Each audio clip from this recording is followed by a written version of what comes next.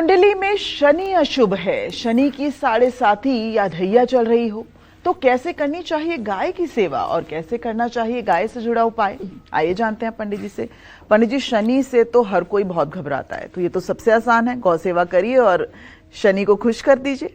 एक रामचरितमानस में गोस्वामी जी ने चौपाई लिखा है, बिनु भय होई न प्रीति, बोले राम सकोपि तब, भय बिनु होई न प्रीति। बिना भय की प्रीति नहीं होती है। उसी तरह से जो मनुष्य हैं, ये शनि के नाम पे बता दो तो दंड बैठक मारने पीपल के पेड़ से लेकर हनुमान मंदिर तक, शनि मंदिर से लेकर जगह जगह जाएंगे।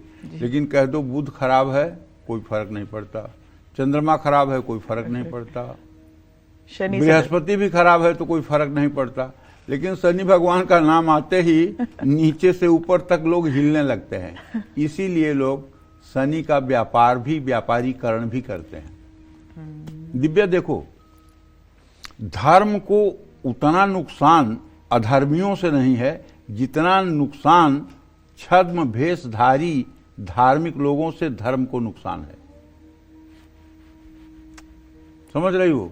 जो लोग धर्म का चोला पहन करके, धार्मिकता का चोला पहन करके और धर्म की कतार में खड़े हैं, वो धर्म का ज्यादा नुकसान कर रहे हैं। जैसे हमारे यहां तो शनि मंदिर का कंसेप्ट ही नहीं था, लेकिन आज कोई ऐसा मंदिर ढूंढ के बता दो जिस मंदिर के सामने शनि देव न बैठे हों। ये क्यों बैठ गए? ये सिर्फ व्यापार के लिए कि वहां तेल चढ़ेगा, वहां पैसा आएगा। ये मतलब कि मंदिर की कमेटी या मंदिर के पुजारी का एक दिमाग है कि 1000-2000 का स्रोत मिल जाएगा। कोई इसके पीछे धार्मिक कारण नहीं है, कोई उनका शनि के प्रति लगाव नहीं है, कोई उनका शनि के प्रति प्रेम नहीं चुकर रहा है। केवल उनका व्यापार बुद्धि है कि कैसे पैसा आएगा। पूजा करना भी व्यर्थ है? नहीं, ये मैं नहीं कह रहा हूं पूजा करना व्यर्थ है, लेकिन मैं ये कह रहा हूं कि हमारे शास्त्रों में लिखा हुआ है, कथा है कि शनि देव ने गणेश जी को जब देखा था तो गणेश जी का सर धड़ से उड़ गया था शनि की दृष्टि से। और रामायण की भी कथा में आता है कि उलट पुलट कपि लंका जारी, कूद पड़े पुण्य सिंधु मझारी। हनुमान जी ने जब लंका को जलाया तो सोने की लंका थी, वो जल ही नहीं रही थी। ठीक है, तो शनि को उल्टा करके बांध दिया था रावण ने, और जाकर के हनुमान जी ने शनि को उल्टा करके लंका की तरफ आंख कर दिया, जिससे उसकी दृष्टि से मतलब कि लंका जलने लगी, राख होने लगी। तो कहने का आशय यह है कि शनि की दृष्टि के सामने अगर आप जाकर खड़े होकर पूजा कर रहे हैं तो क्या आपका सर्वनाश नहीं होगा? जानती हो सबसे बड़ा शनि का स्थान भारतवर्ष में कहाँ है?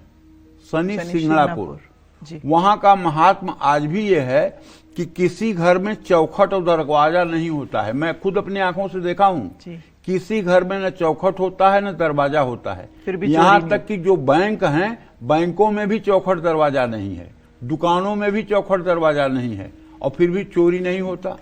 चोरी होती है तो आदमी 3 किलोमीटर के रेंज में ही घूम घूम के अंधा होकर चला आता है। ये भारत में एक दर्शनीय स्थल है जहां आप जाकर ये देख सकते हैं कि बिना चौखट और दरवाजे के भी कैसे मतलब कि वहां के लोग निवास करते हैं।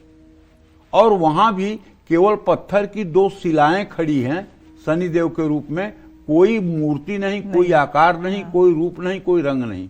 मैं शनि पूजा का विरोधी नहीं हूं, लेकिन जिस तरह से ये लोग मूर्ति बना करके और शनिदेव की आंखें बना करके और लोगों को दर्शन करवा रहे हैं, इससे लोगों का सर्वनाश हो जाएगा।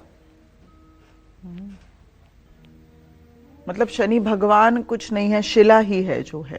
शनि भगवान के सामने हमें नहीं जाना चाहिए, उनकी दृष्टि से हमें बचना चाहिए। उनकी दृष्टि झेलने की सामर्थ्य हमारे अंदर नहीं है। और तो और हमारे जो पुराने मंदिर हैं, 40 साल 50 साल के पुराने मंदिर हैं, उसमें ले जाकर के चाहे पुजारी की मर्जी होती हो, चाहे प्रबंधक कमेटी की मर्जी होती हो, उसमें एक कोने में जो है साईं बाबा को बैठा दे रहे हैं। ये क्या है भाई? राम कृष्ण के साथ आप साईं बाबा को बैठा रहे हैं। साईं बाबा का आप अगर आदर करते हैं, चलो मैं भी आदर करता हूं, आप उनके लिए एक मंदिर बनवाइए, साईं बाबा को एक अलग मंदिर में बैठाइए। आप हमारे राम कृष्ण शिव और दुर्गा के साथ बैठाएंगे।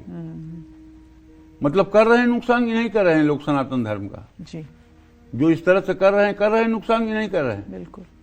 केवल इसलिए कि एक मूर्ति और लग जाएगी तो वहां भी कुछ चढ़ावा चढ़ेगा, ये गलत है। तो कहने का मतलब है कि कुंडली में अगर शनि अशुभ स्थिति में होगा तो नुकसान तो करेगा ही। शनि की 7.5 चल रही हो या ढैया चल रही हो, जैसे इस समय सिंह राशि और धनु राशि पर ढैया चल रही है, इस समय कुंभ, मीन और मेष राशि पर 7.5 चल रही है, तो ये लोग थोड़ा परेशान हैं। काले तिल या उड़द की दाल पीसकर गेहूं के आटे में मिलाकर गाय को खिलाइए। गाय के खुर के नीचे की मिट्टी लेकर उससे अपने माथे पर तिलक करिए। ऐसा करने से शनि की बाधा भी दूर होगी और धीरे धीरे भाग्य का साथ भी मिल जाएगा। जय मां विंध्यवासिनी।